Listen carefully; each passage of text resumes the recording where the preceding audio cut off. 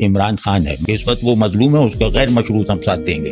نوجوانوں میں بہت بڑی اکثریت اس پر اعتماد پیدا کر چکی تھی۔ مستقبل کی طرف اپنی قوم کو لے جانے والی گاڑی کے ڈرائیورز کو آپ نے اس طرح ہرٹ کیا ہے۔ وہ مظلوم ہے اور اس کی مظلومی کا ایک بہت بڑا جو دھچکا ہے وہ شاید ڈھاکہ فال سے بڑا نفسیاتی دھچکا ہے اس معاشرے کے لیے۔ وہ یوں کہ اس معاشرے میں اکثریت نوجوانوں کی 60% نوجوان ہی ہیں نا، نوجوانوں میں بہت بڑی اکثریت اس پر اعتماد پیدا کر چکی تھی، اور یہ غالباً پاکستان کی جمہوری تاریخ میں پہلی مرتبہ ہوا ہے۔ پہلے بھٹو کے ساتھ ہوا تھا لیکن وہ طبقاتی حمایت تھی۔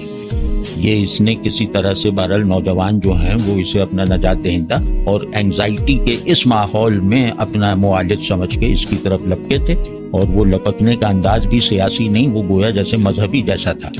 ہاں، وہ ایک الگ بات ہے، لیکن اتنی امیدوں کے ساتھ، اتنے تیقن کے ساتھ اس کی طرف بڑھے تھے اور اس کو جتایا تھا اور یہ سب کر دیا۔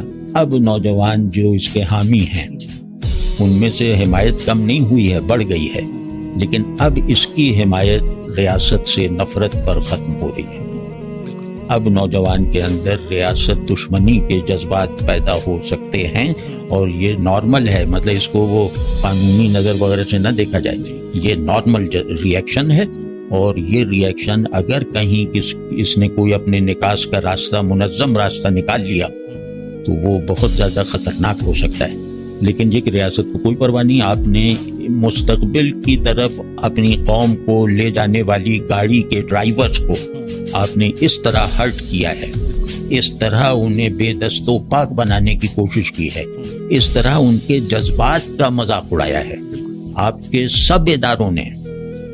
تو اب اگر ان کے اندر کوئی جارحیت، یہ کیوں، ہاں یہ میں اور کہہ دوں کہ اس وقت وہ مظلوم ہے، اس کا غیر مشروط ہم ساتھ دیں گے، ووٹ نہیں دیں گے بعد میں، غیر مشروط ساتھ دیں گے، وہ مظلوم ہے۔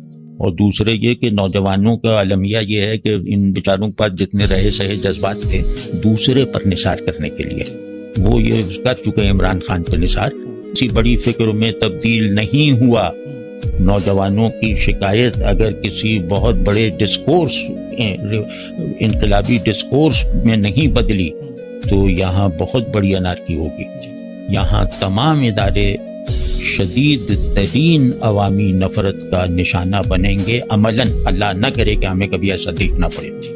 تو لیکن یہ کہ ظالم ہمارے یہاں یہ ہے نا، ذہن وہن تو ہے نہیں، نہ ظالم کا نہ مظلوم کا، یعنی آپ اس قوم کو آنے والے کل میں صحت مند حالت میں جب پہنچانا چاہتے ہیں تو کل الیکشن کا اعلان کریے، اور یہ سب چال بازیاں نہ کیجیے، کیا وہ نشستیں ہوں۔ آپ دیکھ نہیں رہے جیسے تمبولا چل رہا ہے کوئی، کہ یہ سیاسی لیڈر بھی سب بے نقاب ہو گئے ہیں، عجیب عجیب سازشیں اور چالاکیاں اور وہ سب چل رہی ہے، اور بالکل گھن آتی ہے۔